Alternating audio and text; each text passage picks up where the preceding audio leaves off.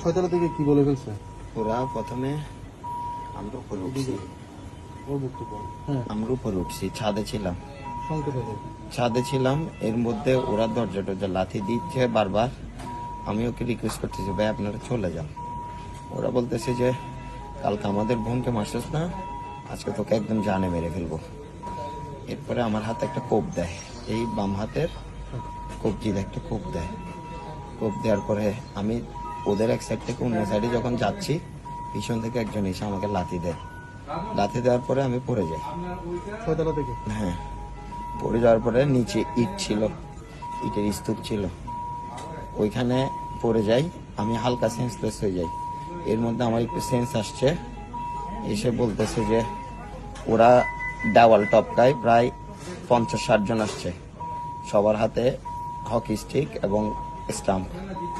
আমাকে আসি এলোপাতাড়ো ভাবে বলতেছে যে, একটা ছেলে বলতেছে যে একে আমি চিনি, হদে ছাত্রলীগ করে, হদে একে মেরে ফেল। এটা যখন বলছে, এই সবাই এসে এলোপাথারি আমাকে, আমি অনেক রিকোয়েস্ট করছি যে ভাই আমিও তো সাধারণ শিক্ষার্থীদের জন্য কাজ করি, আমাদের কি অপরাধ, আমরা